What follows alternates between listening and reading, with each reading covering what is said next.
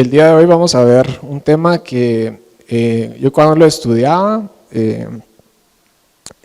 pues no es porque yo sea perfecto ni nada similar, que voy a dar este tema seguro, pero voy a tratar de con la ayuda del Señor, darles lo mejor que pueda darles de la palabra y espero que todos podamos ser edificados con este tema. Amén. Entonces, el tema es la santidad del cuerpo. Y cuando estudiaba esto, realmente se van a dar cuenta que realmente esto es un mensaje que principalmente es si estamos buscando crecer, ¿sí? O sea, no es un mensaje que tiene que ver con la salvación inicial, porque se van a dar cuenta que muchas cosas que el Señor nos pide con nuestro cuerpo no es para que seamos salvos. Bueno, la salvación es gratuita, ¿sí? Entonces al final no es que tengamos que hacer algo, sino que simplemente la recibimos. Pero crecer en santidad sí es un camino que tenemos que seguir, amén. Y es algo en lo que tenemos que crecer, amén.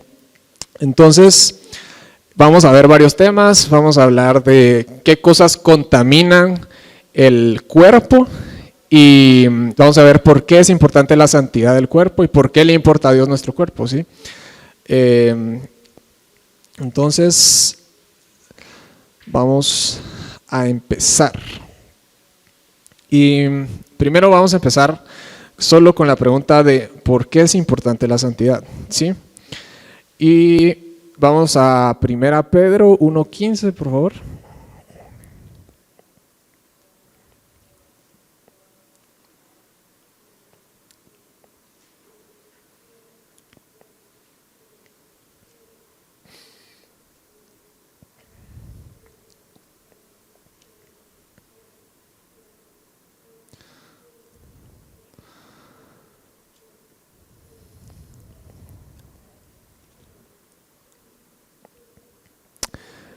Entonces, vamos a leer desde el 13.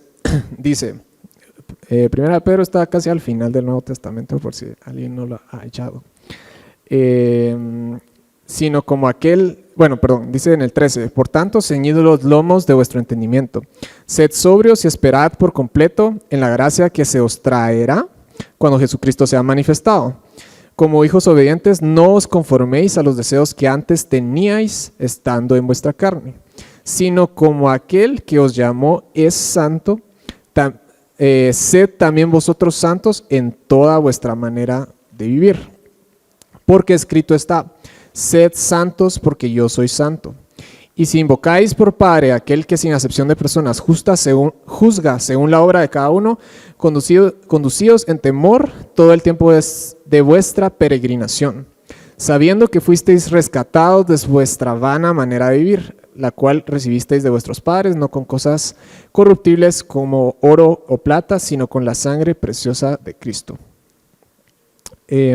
Como un cordero sin mancha y sin contaminación, ya destinado desde antes de la fundación del mundo, pero manifestado en los postreros tiempos por amor de vosotros, mediante el cual creéis en Dios, quien le resucitó de los muertos y le ha dado gloria para que vuestra fe y esperanza sean en Dios, habiendo purificado vuestras almas por obediencia a la verdad mediante el Espíritu, para el amor fraternal no fingido, amaos unos a otros entrañablemente de corazón puro, siendo renacidos no de simiente corruptible, sino de incorruptible, por la palabra de Dios que vive y permanece para siempre. Porque toda carne es como hierba, y toda la gloria del hombre como flor de hierba. La hierba se seca y la flor se cae, mas la palabra del Señor permanece para siempre. Y esta es la palabra que por el Evangelio os ha sido anunciada. Entonces, aquí Pedro habla bastante de la santidad, la verdad, en sus dos epístolas. Pero, si se dan cuenta, hay como primero dice como el opuesto de una cosa y después dice como el contrapuesto, ¿sí? Que es como hijos obedientes. Espero haber dicho bien eso, pero si no, ustedes me están entendiendo qué estoy diciendo. Que dice, como hijos obedientes, no os conforméis a los deseos que antes teníais estando en vuestra carne. ¿Y qué es lo opuesto? Sino como aquel que os llamó es santo, sed también vosotros santos en toda vuestra manera de vivir. Entonces, Quiere decir que conformarnos a los deseos que antes teníamos en nuestra ignorancia no es buscar la santidad, ¿sí? Amén. Esos son los deseos carnales. Y después dice que fuimos rescatados de nuestra manera de vivir antes, con la sangre del Señor, y además dice que somos renacidos de simiente incorruptible, que es la palabra. O sea que la palabra es aquello, digamos, que nos transforma, ¿sí? Pero una razón por la que debemos ser santos, simplemente por el hecho de que es un mandamiento. Si somos cristianos, estamos buscando seguir lo que dice la palabra del Señor. Amén. Después tenemos 1 Tesalonicenses 5:23. Y dice, eso está antes de 2 Tesalonicenses y Timoteo. Dice, y el mismo Dios de paz os santifique por completo todo vuestro ser, espíritu, alma y cuerpo sea guardado irreprensible para la venida de nuestro Señor Jesucristo. Entonces, bueno, algo muy importante es que obviamente si esto se lo estaba diciendo a cristianos, no es como claro que no es que ellos no hayan sido salvos, sino que simplemente había algo más, ¿verdad? A lo que tenían que crecer. Y era en ser santos por completo, todo vuestro ser, espíritu, alma y cuerpo. Amén. Entonces, ¿por qué es importante la santidad? Simplemente por el hecho de que es un mandamiento del Señor.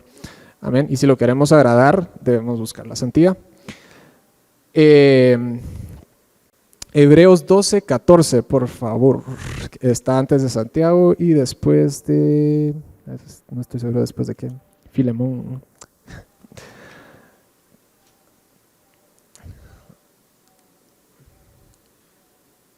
Entonces, Hebreos 12:14 dice, seguid la paz con todos y la santidad, sin la cual nadie verá al Señor. Amén. Entonces, aquí vemos otra razón, solo en ese pequeño versículo. La santidad es aquello que nos permite ver a Dios, ¿sí? Entonces, si ustedes, recuerdo que tenía... Bueno, no lo voy a encontrar, pero tenemos el tabernáculo, tenemos el templo de Salomón, son figuras de cosas donde Dios habitaba, ¿sí?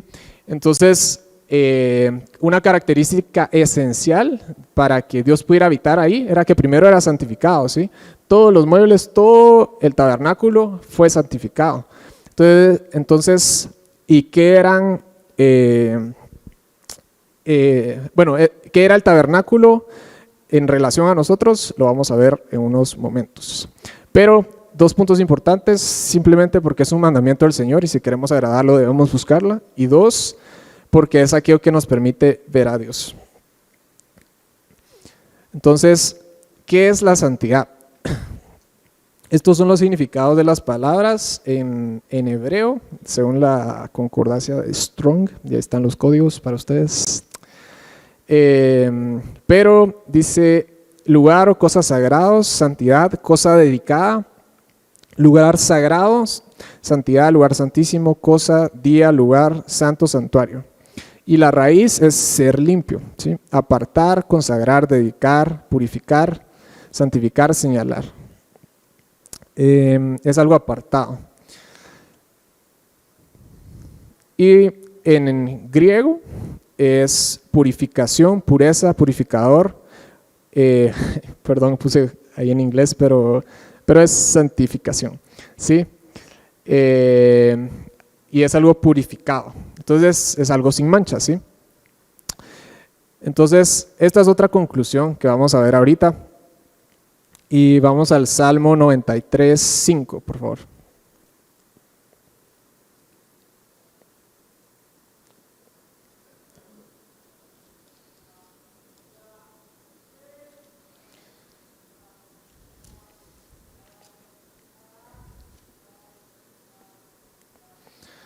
Y el Salmo 93:5 dice, tus testimonios son muy firmes, la santidad conviene a tu casa, oh Jehová, por los siglos y para siempre. Y en inglés, si tienen una King James, dice, tus testimonios son muy seguros. La santidad se convierte en tu casa. Amén. Entonces, ¿por qué es importante la santidad? Aquí lo empezamos a ver, ¿sí? Porque es aquello que nos permite convertirnos en una casa para el Señor. Amén.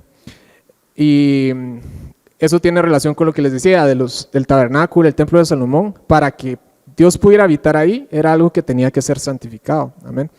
Entonces, igual nosotros, si queremos que Dios habite en nuestra casa, que es nuestro templo personal, necesitamos ser santos. Amén. Vamos a 1 Corintios 3:16, por favor.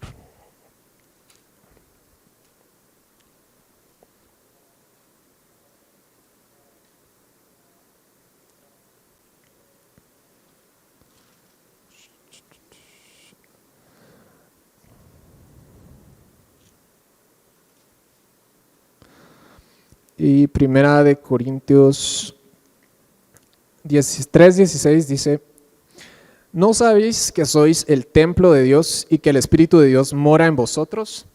Si alguno destruyera el templo de Dios, Dios le destruirá a él, porque el templo de Dios, el cual sois vosotros, santo es. Y vamos a quedarnos ahí, pero si se dan cuenta, ahí nos está llamando templo, ¿sí? Entonces, esta es una de las maneras en que el Antiguo Testamento era figura de cosas que después se iban a, que nos iban a aplicar de otra manera, ¿sí? Porque ya no tenemos que tener un templo físico en el sentido de como este, ¿verdad?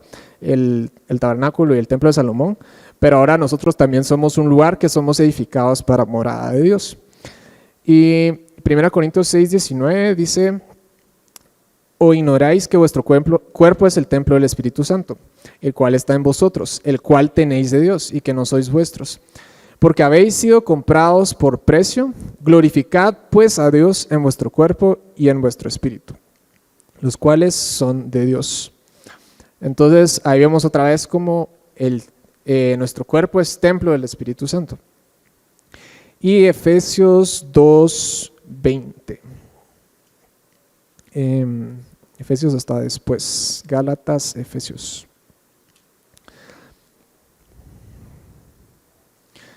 Y vamos a leer desde el 19, que dice: así que ya no sois extranjeros ni advenedizos, sino conciudadanos de los santos y miembros de la familia de Dios, edificados sobre el fundamento de los apóstoles y los profetas, siendo la principal piedra del ángulo Jesucristo mismo, en quien todo el edificio bien coordinado va creciendo para ser un templo santo, en quien vosotros también sois juntamente edificados para morada de Dios en el Espíritu. Entonces, se dan cuenta que claramente Dios nos llama templo, ¿sí? Algo donde Él quiere habitar, para que Él more en espíritu. Y hay más versículos todavía, porque cuando dice Jesús, por ejemplo, iba a liberó a un endemoniado, según recuerdo, o estaba dando una enseñanza al respecto, ¿verdad? Decía que cuando, si como que liberan a alguien y la casa queda limpia, después, si no es llenada con el Señor, digamos, de ahí llegan más espíritus, digamos, 7 espíritus peores que él, y llenan esa casa, y ahí le llama casa, exactamente, ¿verdad? Entonces, hay mucho por lo que sabemos que al final nuestro cuerpo es casa. Y también hay un versículo que dice que las zorras tienen hambre y tienen donde descansar, pero el Hijo del Hombre no tiene donde reposar su cabeza, ¿verdad? Entonces, eso lo aprendimos en una convención y pues es algo bastante fuerte, ¿verdad? Pensar que el Señor a veces no tiene donde recostar su cabeza en nosotros porque estamos tan llenos de otras cosas que no le damos espacio a Él. Entonces, ¿qué es la santidad? Es aquello que debemos buscar y anhelar para que seamos una casa para el Señor, amén, y para que Él se pueda sentir cómodo, amén. Entonces, este es el tabernáculo, una representación, pero consideremos estos puntos. Y la pregunta es, ¿a Dios le importa nuestro cuerpo? ¿Creen ustedes que le importa o no? ¿Y por qué? Ahí está la respuesta, eh, pero estas solo son unas razones. Seguro si ustedes se ponen a pensar van a haber muchísimas más. Pero consideremos uno, que fuimos creados a su imagen y semejanza, ¿sí? Entonces imagínense cómo habrá sido eso, que Dios dijo, yo soy así y voy a reflejarme a través de mis hijos y los voy a crear para que sea una representación de mí en la tierra, ¿sí? Entonces, y formó nuestro cuerpo, ¿sí? Después tenemos otra razón. Dios sopló su aliento de vida en nosotros y nuestro cuerpo tiene vida porque Dios puso su aliento. O sea, el aliento de Dios, el creador de todas las cosas, está en nosotros. 3, somos su creación, ¿sí? Y yo nunca lo había visto así, pero cuando estuve preparando esto, leí un lado que decía así como, imagínense que yo creo una canción o creo algún invento, ¿verdad? ¿Quién es dueño de ese invento? El creador, ¿verdad? Entonces, de igual manera, nosotros somos creación de Dios. ¿Quién es dueño de esa creación? Dios, ¿sí? Y ¿cómo limpiamos nuestro templo? Tal vez eso me faltó ponerlo aquí, pero recordemos que Dios nos ha dado lo que es para limpiarnos, lo que tenemos en el tabernáculo, ¿verdad? Que es la sangre, las aguas y el fuego, ¿sí? Que todos son herramientas y de limpieza que Dios nos ha dado, ¿verdad? Y también pues la palabra la tenemos allá, que también es algo que nos limpia, ¿sí? Y que hay versículos donde dice que somos limpios por el lavamiento de la palabra. Entonces la palabra también es algo que nos limpia. Y pues yo en lo personal, en la forma que lo he experimentado y lo experimento, es que cuando tenemos es como que nuestra mente a veces es como la tierra, ¿verdad? La tierra saca, o sea, la tierra no por naturaleza saca algo bonito, ¿sí? Para que ustedes tengan un jardín bonito y no haya maleza, la tenemos que trabajar, ¿sí? Entonces, igual nuestra mente, muchas veces lo que sacas no son cosas bonitas así solitas, ¿verdad? Sino que solo cuando trabajamos y sembramos la semilla pues incorruptible de la verdad, que es la palabra, eso es aquello bonito, digamos, que podemos poner en nuestra mente, ¿verdad? Y que puede crecer y que puede ser un jardín bonito. Y de plano, de todos modos, siempre hay más de alguna cosa que no queremos que esté en nuestro jardín y ahí está, ¿verdad? Y que tiene que ser cortada. Pero en ese camino estamos, ¿sí? De tener, en otras palabras, un jardín bonito. Sí. Entonces, pero nos podemos santificar por medio de la sangre, podemos ser limpios por medio de las aguas y la intercesión, y podemos ser limpios a través del fuego, del Espíritu, ¿verdad? Entonces el fuego nos ayuda a que toda la madera, el heno y la hojarasca sean quemados, las aguas nos ayudan a limpiar toda nuestra triple naturaleza y la sangre nos santifica, ¿sí? Ahora, entrando al tema de qué cosas pueden contaminar nuestro cuerpo. La verdad que hay muchas, pero al final vamos a ver principios generales que se puede aplicar a básicamente todo, ¿sí? Y estos son varios temas que vamos a tocar, ¿sí? Y se los voy a decir, espero, no sé si los logran leer, creo que por el color más o menos, pero ahí dice glotonería, fornicación, embriaguez, entre paréntesis puse, entre signos de pregunta, tatuajes, piercings, drogas, que tal vez son como temas que a veces son, creemos que controversiales, ¿verdad? En el mundo cristiano, pero hay sabiduría en la palabra de Dios para responder preguntas respecto a esto. Amén. Entonces, vamos a empezar con lo que es la fornicación, ¿sí? Ahí están unas caricaturas que aquí mi querida esposa me ayudó con la presentación, entonces ella encontró esas caricaturas. Pero Vamos a ir a Proverbios 7, por favor.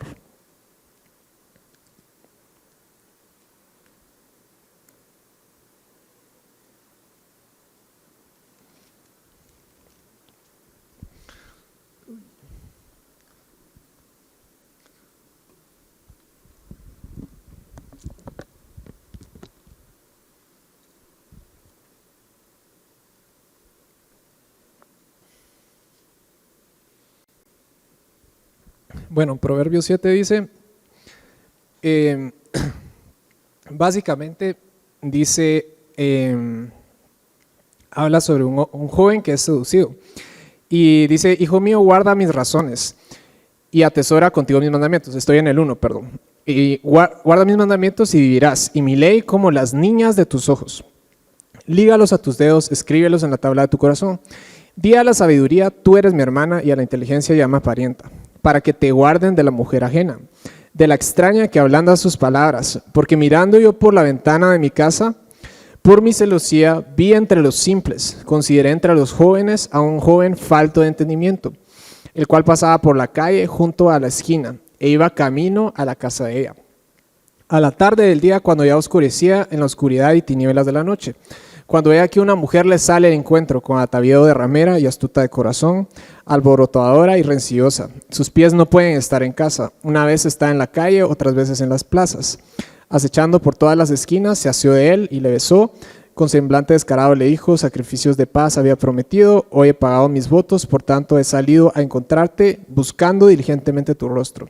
Te he hallado y he adornado mi cama con colchas recamadas con cordocío, he perfumado mi cámara con mirras, halos y canela.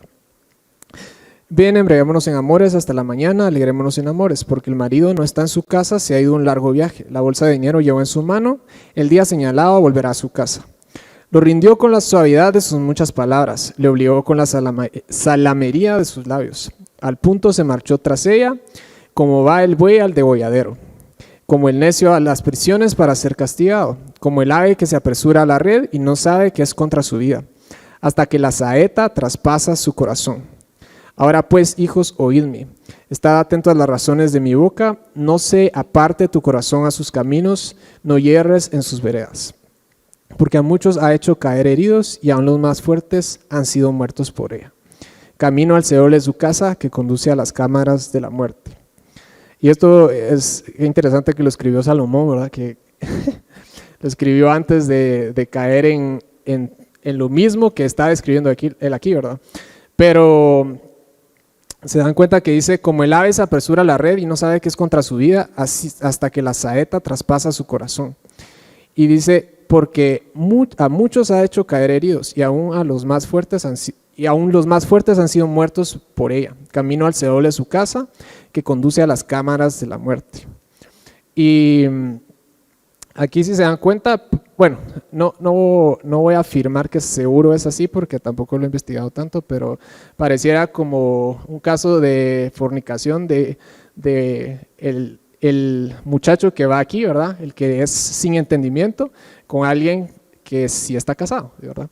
Y entonces al final parece como los dos pecados, ¿sí? Que es la fornicación y el adulterio.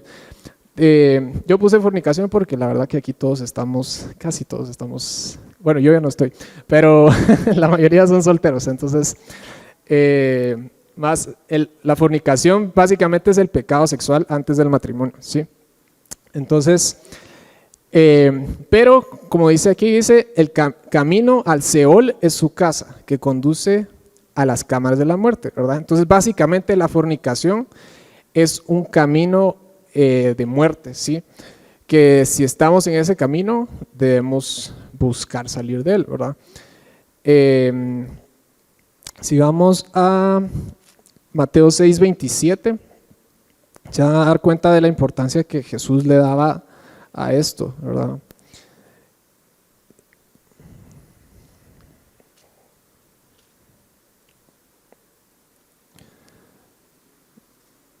Y vamos a ver. Es Mateo 5:27, perdón, no es 6:27. Y Mateo 6:27 dice, oísteis que fue dicho, no cometerás adulterio. Pero yo os digo que cualquiera que mira a una mujer para codiciarla, ya adulteró con ella en su corazón. Por tanto, si tu ojo derecho te es ocasión de caer, sácalo y échalo de ti, pues mejor te es que se pierda uno de tus miembros y no que todo tu cuerpo sea echado en el infierno. Y si tu mano derecha te es ocasión de caer, córtala y échala de ti, pues mejor es que se te pierda uno de tus miembros y no que todo tu cuerpo sea echado al infierno. También fue dicho, cualquiera que repudia a su mujer, dele carta de divorcio, etcétera, pero ese ya es otro tema. Pero primero está hablando está hablando de codiciar a una mujer, y se dan cuenta que la instrucción de Jesús es bien fuerte, ¿verdad? Porque dice, si tu ojo derecho te es ocasión de caer, sácalo de ti y échalo de ti. Y también si tu mano te es ocasión de caer, córtala y échala de ti. Y esto a mí cuando yo decía, ¿por qué dice eso, verdad? Pero como nos lo han explicado, y creo que tiene mucho sentido, es que realmente no es quitarnos un ojo lo que va a hacer necesariamente que dejemos de pecar, pero el ojo y la mano representan cosas muy importantes para nosotros, muy valiosas. Entonces, si algo nos está haciendo caer, valoremos más la vida eterna, ¿sí?, que esa cosa que aparentemente puede ser muy importante, pero si la cortamos, vamos a ser libres de ese pecado, ¿sí? Y si vamos a 1 Corintios 6:9, por favor.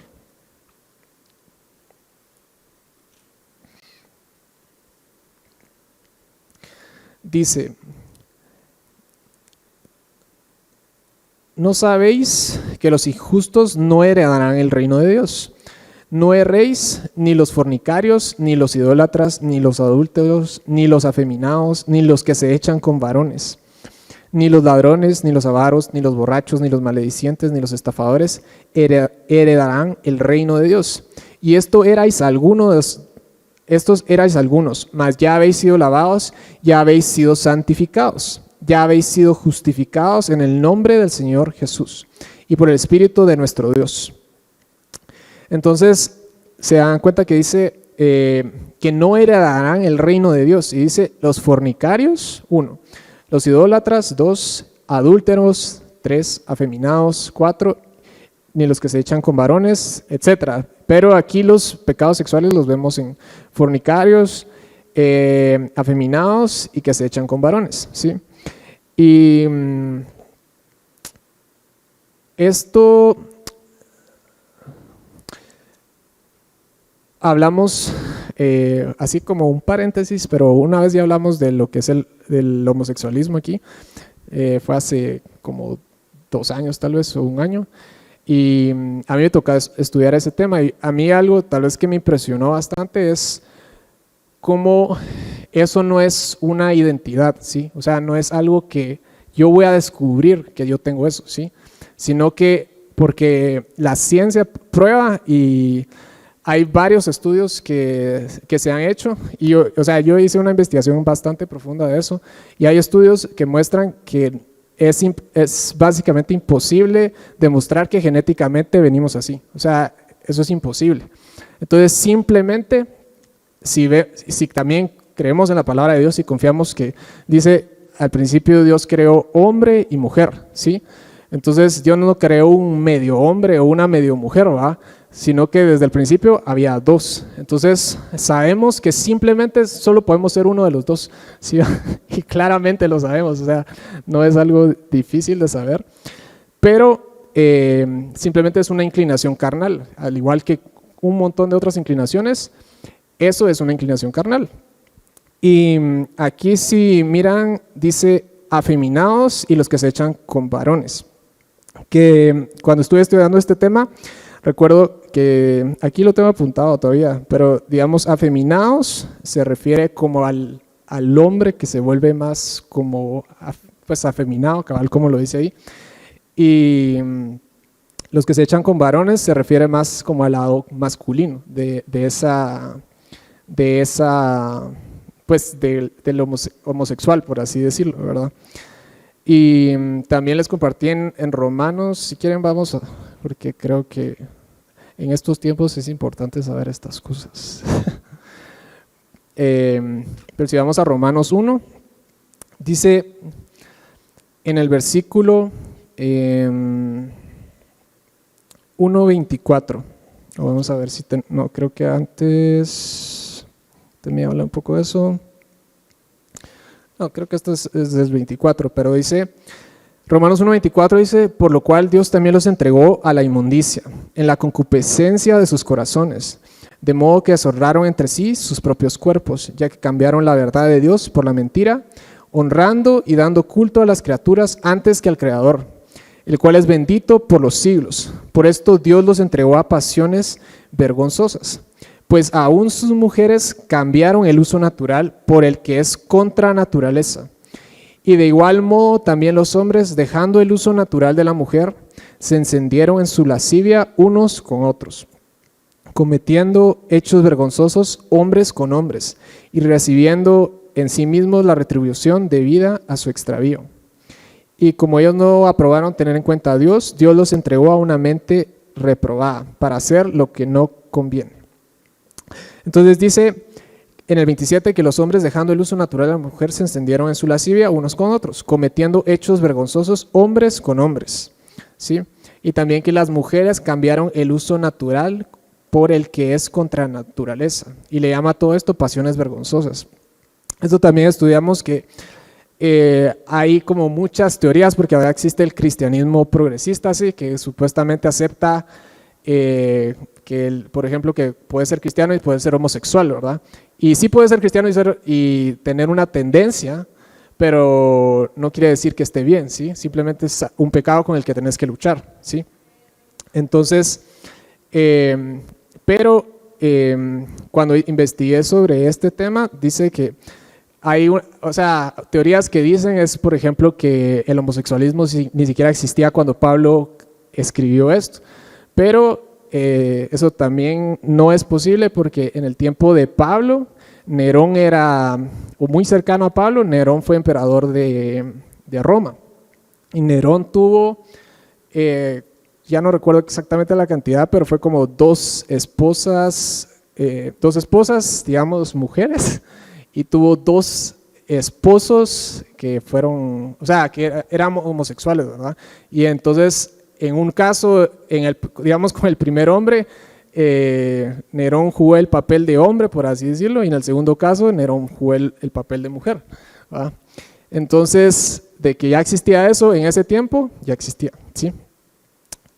¿Por qué hablamos de esto? Porque es parte, en la Biblia la fornicación es como un término bastante general que simplemente se aplica al pecado sexual, y esto es parte de ese pecado sexual, ¿verdad? Entonces, como que si alguien tiene algún problema de este tipo, alguna vez se ha preguntado eso, como que a mí me dio mucha paz el pensar como que realmente eso no puede ser algo que yo sea, ¿sí? Simplemente es algo con lo que yo puedo estar luchando, pero no es mi identidad, ¿sí? Porque sí, yo en un momento sí me lo pregunté, como que no que haya sido tal vez la gran preocupación, pero en algún momento de mi vida como estaba esa posibilidad de que tal vez sos hombre y tal vez sí sos eso, ¿verdad? Y dije, solo voy a ignorar eso, no me voy a preocupar, de todos modos no quiero serlo, ¿verdad? Pero saber que simplemente no se puede, que simplemente Dios me hizo lo que soy, es algo que nos da mucha paz, ¿sí? Y que simplemente si tenemos una lucha, es una lucha, al igual que la fornicación, al final, al igual que muchas otras cosas, que la masturbación, etcétera, pero simplemente es una lucha, no es algo que somos, ¿sí? No es algo que vamos a descubrir que somos. Y también no estudié, eso sí no lo revisé, pero probablemente creo que hay mucha correlación. Correlación es que una variable afecta a la otra, ¿verdad? Y probablemente hay mucha correlación entre abusos sexuales de chiquitos y falta de papá, y pornografía, ¿sí? Encuentre una persona que tenga ese problema y no haya visto pornografía, que que haya tenido papá y que no haya sido violado es muy difícil, ¿sí? O sea, bueno, yo creo que de los casos, no sé si ustedes han oído casos, pero no creo que encuentren un caso así. Es muy improbable porque simplemente es fruto del pecado sexual. Entonces, si estamos luchando con eso, simplemente es algo que debemos luchar con, o sea, apartar de nosotros, ¿verdad? Y qué cosas incentivan ese pecado. Algo que a mí me ha impactado mucho que hemos aprendido aquí es como el pecado no es algo que simplemente cometemos un día, ¿sí? Sino que el pecado es una semillita, una pequeña idea que al final da fruto, ¿sí? Entonces, ¿con qué semillas estamos sembrando nuestro corazón? Esa es, pues, es una pregunta que tenemos que hacer, ¿verdad? O sea, yo miro una pancarta de Mac y veo unas papas, ¿verdad? Y cuando siento, o sea, no es que, ya me comí las papas, ¿verdad? Sino que hubo un proceso para llegar ahí, ¿verdad? Hubo un proceso en el que hubo algo que activó esa idea y al final yo lo hice, ¿verdad? Entonces, ¿por qué es tan importante la palabra? ¿Por qué es tan importante llenarnos de la palabra? Porque eso nos va a dar fortaleza, porque eso va a quitar nos va a ayudar a vaciar nuestra mente de malas ideas y a llenarla con buenas ideas, ¿sí? Para que nos veamos gobernados por esas buenas ideas. Amén. Y la oración es importante también para ser libres. Es como, yo lo veo como el Espíritu Santo que quema la madera, el heno y la hojarasca, ¿verdad? Nos quita todo eso que no debe estar, pero de ahí también tenemos que llenarlo, ¿sí? Que es con el oro, la plata y las piedras preciosas. Entonces, este es un tema muy importante que como jóvenes debemos luchar contra eso. Amén. Después tenemos la embriaguez. Y esto es bien interesante porque, bueno, en la Biblia hay mucho sobre el vino y hay versículos positivos sobre el vino que están principalmente en el Antiguo Testamento, ¿sí? Que, por ejemplo, dice, vamos a Deuteronomio 14:22.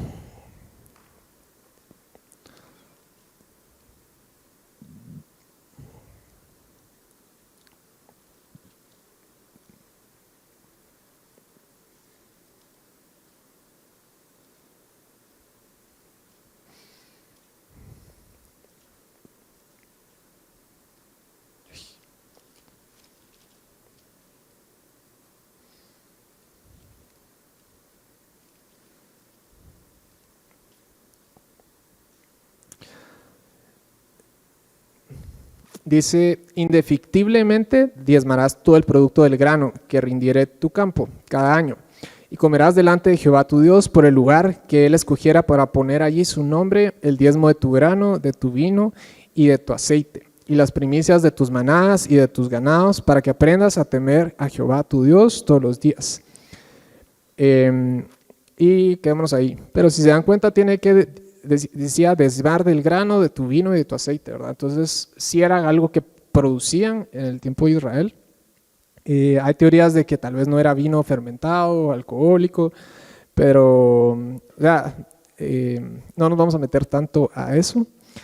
Y después dice en el Salmo, bueno, vamos a Génesis 14:18.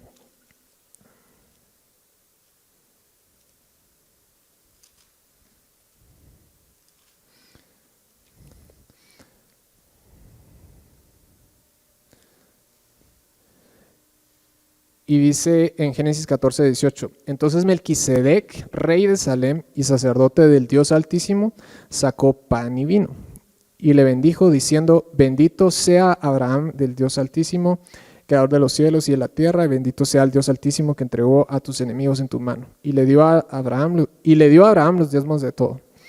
Entonces vemos que Melquisedec sacó pan y vino, ¿verdad? Que por lo menos el vino ha tenido una representación simbólica importante en la Biblia, ¿verdad? Que es símbolo del gozo principalmente y símbolo también de la sangre, nos ha enseñado el pastor. Entonces, esos son algunos versículos como donde el vino es utilizado como positivamente. Y después hay más pasajes, ¿verdad? Pero si nos vamos a Proverbios 21, vamos a ver una contraparte a esto.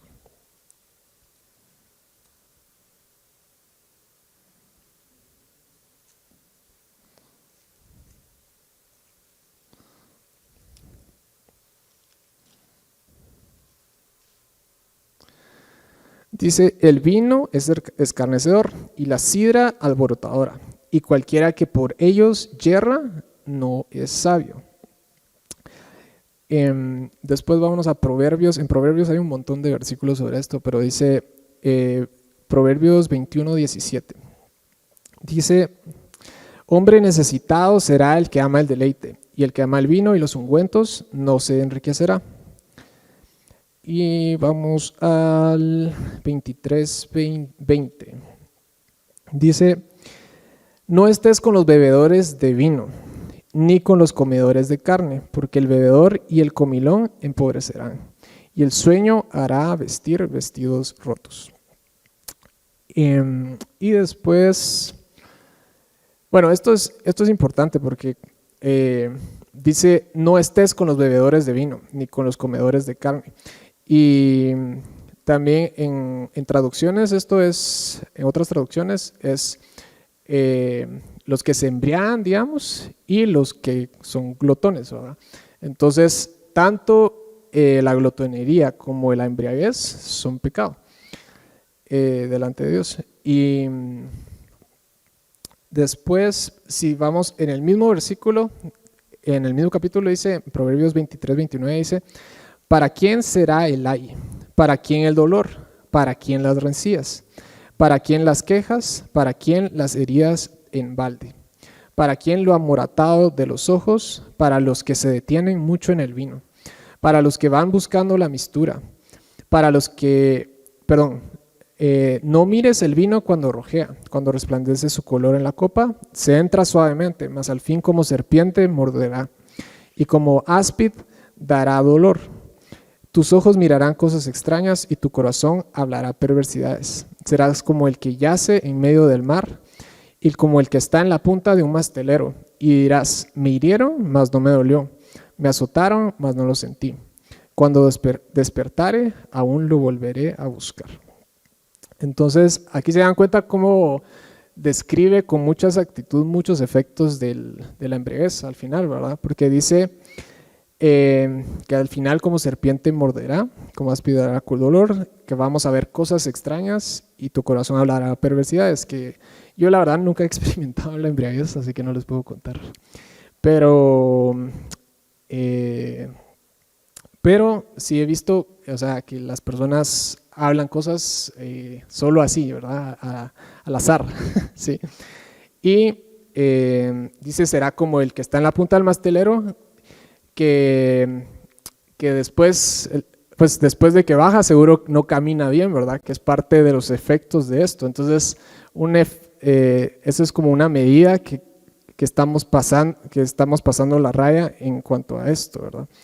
Aunque, bueno, sí, este es un tema como tal vez sensible, pero yo solo le leo lo que aquí dice, ¿sí? Y después vamos a ver, vámonos a Romanos 14, ¿sí?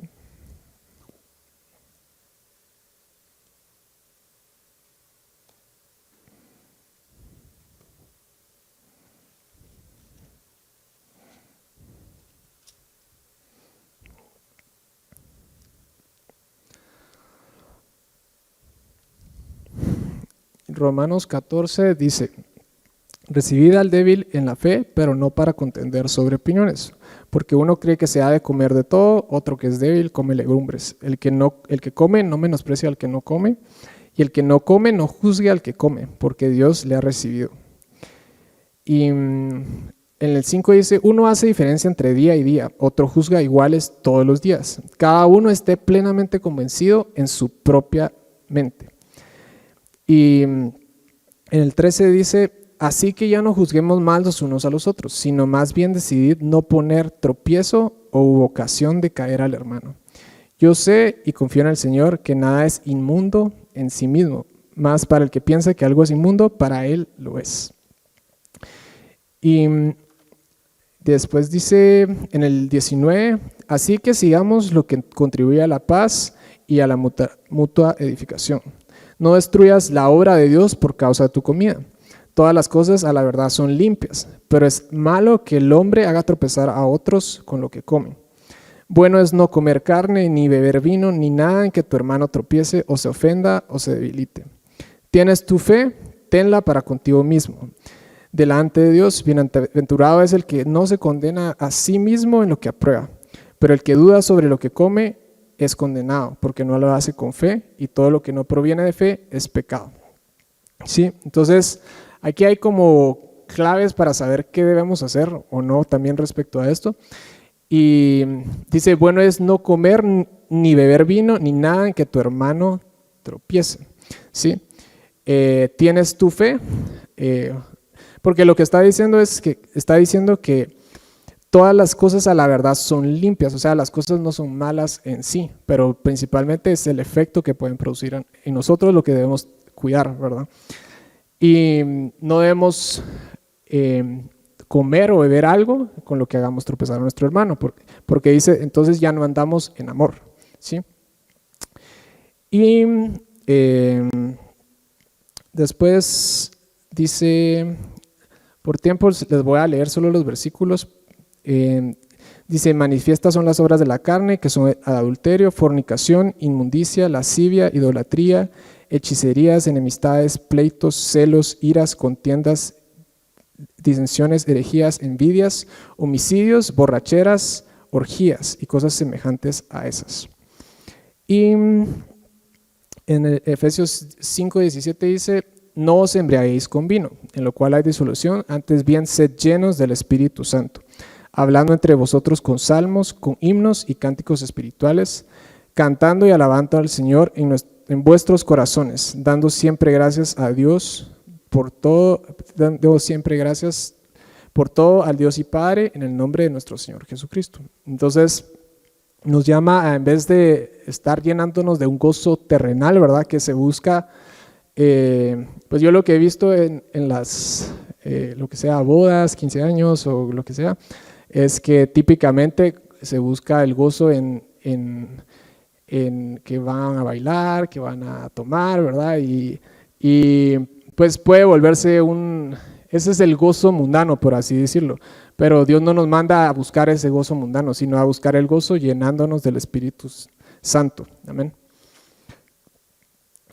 Y después tenemos lo que es glotonería, que la definición de glotonería, perdón, aquí no sé por qué no la tengo, pero básicamente es comer en exceso o por ansiedad. Entonces, es algo que debemos evitar, ¿verdad? Porque también la Biblia dice que mirad también por vosotros mismos, que vuestros corazones no se carguen de glotonería y embriaguez. Y dice, el que guarda la ley es entendido, pero el compañero de glotones avergüenza a su padre. Entonces, básicamente es un exceso, ¿verdad? Que solo comemos es como que seguro lo hemos experimentado y tal vez es un pecado que más fácil pasa que cometemos como que sin estar consciente de eso, ¿verdad? Porque es como, qué alegre, vamos a llenar, o sea, vamos a comprar mucha comida y vamos a comer un montón. Pero al final, o sea, sí es algo en lo que podemos fallar, ¿verdad? Que seguro, o sea, yo seguro he fallado de eso, ¿verdad? Que cuando llegas a ese punto en el que, o sea, que ya estás mal, ¿verdad? Estás como parqueado, diríamos, en Chapín, ¿sí? Es algo no bíblico, pues es algo a lo que Dios nos manda de abstenernos. Entonces, ese creo que no lo entendemos todos, ¿sí? De ahí drogas es un tema muy grande, pero básicamente tenemos que evaluar no es como que dice, hay un versículo que dice no te drogarás, ¿verdad? En la Biblia, ¿sí? Pero, pero sí hay muchos efectos de las drogas, digamos, que son condenados por la Biblia, ¿sí? Entonces al final, obviamente estamos haciendo mal cuando si nos estamos metiendo algún tipo de droga, ¿verdad? De ahí, pues como este es un tema de crecimiento, obviamente muchas veces se lucha porque no, la droga, ese tipo de droga no es tan mala y no, yo no me sé todos los tipos de drogas que hay, ¿verdad? El que estuve revisando un poco fue lo que es la marihuana, ¿verdad? Que hay un libro escrito por un autor cristiano que es nacido en Portland, que dice que le llaman la ciudad, es como el centro hipster del mundo, básicamente. Que es donde como que también es un paraíso para eso, ¿verdad? Aparentemente. Pero, y él escribe sobre esto y hay muchas razones por las que no es bueno, por ejemplo, esa droga, ¿verdad? Porque destruye el cuerpo, destruye los pulmones, el desarrollo del cerebro se ve afectado negativamente y más si son menores, por ejemplo, a 25 años en el caso de los hombres y menores a, no sé, 21, no estoy seguro la edad a la que termina de desarrollar el cerebro de la mujer, pero también baja la motivación y básicamente es antibíblico, ¿verdad? O sea, meternos alguna sustancia que nos afecte así. Y también otro problema con esto es que no hay básicamente una cantidad por ejemplo, en el caso de la marihuana, no hay una cantidad de marihuana que no te pueda intoxicar, básicamente. O sea, casi no hay manera de no intoxicarte con la marihuana.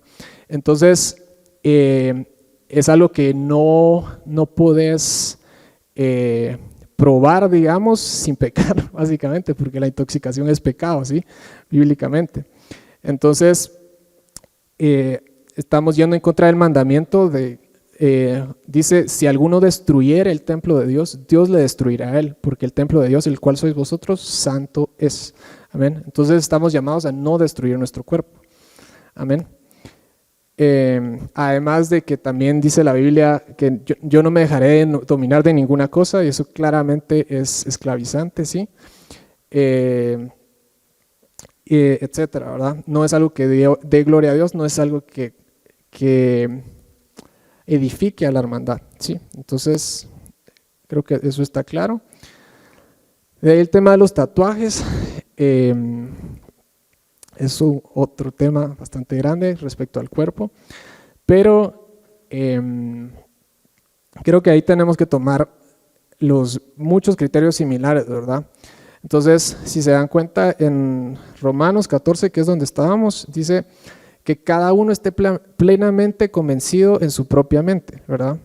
Y dice que el que duda sobre lo que come es condenado porque no lo hace con fe, y todo lo que no proviene de la fe es pecado, ¿verdad? Entonces, por ejemplo, si tú te pones un tatuaje, debes estar plenamente convencido de que eso no está mal, ¿sí? Tenés que pasar por ese examen. Por otro lado, recordemos que somos templo del Espíritu Santo, entonces, ¿lo estamos destruyendo o no lo estamos destruyendo? Probablemente sí, porque, por ejemplo, ya no puedes donar sangre, ¿verdad?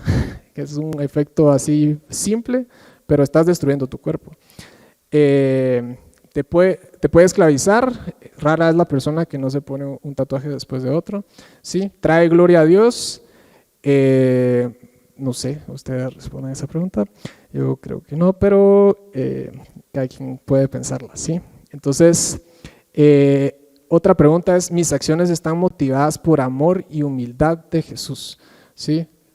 Yo creo que pues tenemos que evaluarlo, pero simplemente una vida de devoción y de búsqueda al Señor me está llevando a ese tipo de decisiones, es algo que yo me pregunto. Por eso es un tema de crecimiento, ¿sí? O sea, yo busco al Señor en la palabra, yo busco al Señor en oración, yo ayuno, y lo que Dios me pone en el corazón es ponerme un tatuaje. O sea, hay que evaluarlo, pues, ¿sí? De ahí está el tema de los piercings, y eso creo que es muy similar, o sea, yo sí he visto personas sufrir por un piercing que se pusieron, digamos, como que en el ombligo, digamos, o algo así, y, o sea, sí están destruyendo su cuerpo, básicamente, creo yo. Y después con el vestido, es el último punto, pero simplemente a mí una frase que me afectó, que me marcó mucho, que dijo el pastor Abe una vez que vino acá, es que en Estados Unidos se usa una frase que es como vístete para hacerte sentir en casa, como que para sentirte cómodo tú, sí, ¿verdad? Entonces, él decía como, ¿a quién estamos buscando hacer sentir en casa? ¿Sí? ¿Al Señor Jesús en nosotros o a nosotros mismos? ¿Verdad? Que es, o sea, a mí me marcó mucho eso, y pues Dios me ha llevado como que, o sea, Dios sí me llevó una entrega en cuanto o sea, en relación a eso, ¿verdad? Que tal vez, o sea, bueno, es una entrega personal, pero tal vez no lo voy a contar aquí, si ustedes me quieren preguntar les cuento. Pero el punto es que simplemente recordemos que somos un lugar para que Dios se sienta cómodo, no para que nosotros nos sintamos cómodos, ¿sí? Entonces la manera en que nos vestimos y todo, como dice, sed santos en toda vuestra manera de vivir, es para que el Señor se sienta cómodo en nuestras vidas. Amén. Entonces, este es un resumen de lo que vimos en cuanto a puntos importantes, pero antes de hacer decisiones, ¿verdad? En cuanto a nuestro cuerpo, en cuanto a cómo nos vestimos, tatuajes, piercings, etcétera, hay preguntas que nos debemos hacer, ¿verdad? Y es, ¿estoy seguro que lo que estoy haciendo está bien? ¿Sí? Porque Romanos 14 dice que debemos estar plenamente convencidos. Esta actividad o lo que hago está siendo para el Señor, o sea, lo estoy glorificando a través de esto. Puede ser esto piedra de tropiezo a otros. También es importante, me conviene, que en ese versículo cuando dice todo me es lícito, pero no todo me conviene, realmente lo que dice es profitable, decía en inglés, ¿verdad? Que Dani ahí me corrija con mi inglés, perdón. Ahí sí, pero pero, o sea, es como profit, es como ganancia, ¿sí? O sea, no todo me es lícito, pero no todo me trae ganancia, ¿sí? Entonces, algo que debemos buscar es que las cosas sean de provecho, ¿sí? 5 me puede esclavizar, que es 1 Corintios 6:12, que dice, yo no me dejaré de dominar de ninguna cosa. Entonces, si algo nos está esclavizando, está mal, ¿sí? Y por eso también es importante el ayuno, pues al final, porque en términos generales es como que nuestro cuerpo se esclaviza a la comida, ¿verdad? Y es una manera de darle muerte, ¿sí? Trae gloria a Dios, estoy siendo una casa agradable para el Señor, mis acciones están motivadas por el amor, y le voy a pedir a Guille si puedes apoyarme. Mis acciones están motivadas por el amor y la humildad de Jesús. Estoy siendo un buen embajador de Dios en la tierra y me veo como un soldado del Señor. Pueden ver a Jesús en mí. Que eso lo pensaba pues también con el tema del vestido, ¿verdad? Como que si damos a entender que somos cristianos con nuestra forma de vestir. Entonces, espero que todas estas claves les sirvan a ustedes y recordemos que Dios nos llama a ser santos como Él es santo. Amén. Entonces, ser santos en toda nuestra manera de vivir. Hay cosas que tal vez son más obvias para nosotros, pero espero que algunas de estas claves les ayuden también si están teniendo alguna duda de algo, por ejemplo. A mí algo que me ayudó mucho fue lo que dice que esté plenamente convencido, ¿sí? Entonces tenemos que buscar plena convicción de las cosas que sí estamos haciendo, ¿sí? Y probablemente si no logramos esa plena convicción no estamos bien, ¿verdad? En esa cosa que estamos haciendo. pero busquemos glorificar a Dios con nuestro espíritu y con nuestro cuerpo, amén, como dice la palabra. Y también como otro paréntesis, yo pensaba como es que la alabanza también es una forma de santificar nuestro cuerpo al final, es una forma de darle un espacio al Señor en nuestro cuerpo, ¿verdad? Porque es como que vilificamos nuestro cuerpo, que es como ¿cómo se llama? Bueno, no sé si pudor, pero el que todo se vea así como perfecto, ¿verdad? Nuestro cuerpo por el Señor, ¿verdad? Que es envilecerlo como David lo hizo. Amén. Entonces, eso también le prepara una casa al Señor. Entonces, Dios los bendiga y oremos para entregarles esta palabra que pueda dar mucho fruto en sus corazones. Padre, te damos gracias, Señor, por tu palabra, Señor. Gracias por tu Espíritu Santo, Padre, que quiera hacer morada en nosotros, Señor. Gracias, Señor, porque tú nos has, Señor, llamado templo, Señor, de tu Espíritu Santo, Señor, porque tú nos estás edificando, Padre, como una morada santa, Señor, para que tú puedas habitar en ella, Señor. Gracias, Padre, por el tema, Señor, de la santidad, Padre, de nuestro cuerpo. Gracias, Señor, porque tú nos das mucha palabra, muchas verdades, Padre Santo, muchas cosas, mucha sabiduría, Señor, para saber cómo vivir esta vida, Señor, de acuerdo a ti, Señor Jesús. Padre Santo, te pido que esta palabra quede grabada en los corazones, Señor, de todos los que estamos aquí, Señor. Que podamos verte, Padre, Señor, que podamos verte, Padre, porque dice tu palabra que sin santidad nadie verá al Señor. Padre, ayúdanos a ser santos, Padre, en toda nuestra manera de vivir, a ser santos espíritu, alma y cuerpo, Padre, para que tú te veas agradado, Padre, que puedas llenar nuestro templo, Padre, que podamos ser llenos de tu gloria, Padre, Señor, ser llenos de tu espíritu, Padre, y que podamos tener la paz, Padre, que sobrepasa todo entendimiento, Señor Jesús. Padre, ayúdanos a ser luz, a ser sal y luz, Padre, a conservarnos puros, Señor, en este tiempo, Señor, porque sabemos que los tiempos son difíciles, Padre, y ayúdanos a hacer la diferencia, Padre, en este mundo en el que tú nos has permitido vivir y estar, Señor Jesús. Te bendecimos, Señor, y te damos gracias, Padre, y te damos toda la gloria, Padre, toda la honra, Señor. Te damos gracias, Señor, te bendecimos en nuestros corazones, Padre, Señor. Llénanos, Señor, con el vino, Señor, de tu Espíritu Santo, Padre, Señor, que podamos entender lo que realmente significa, Señor, ser llenos del Espíritu, Señor, y tener ese gozo, Padre, Señor, que solo tú puedes dar, Señor. Te damos gracias, Padre, Señor, y te bendecimos. En el nombre de Jesús te damos toda la gloria. Podemos darle un aplauso al Señor. Gracias, Jesús. Gracias, Jesús. Gracias, Padre Santo. Te bendecimos, Padre. Te damos gracias, Padre. Gracias por tu palabra, Padre Santo. Gracias, Señor Jesús.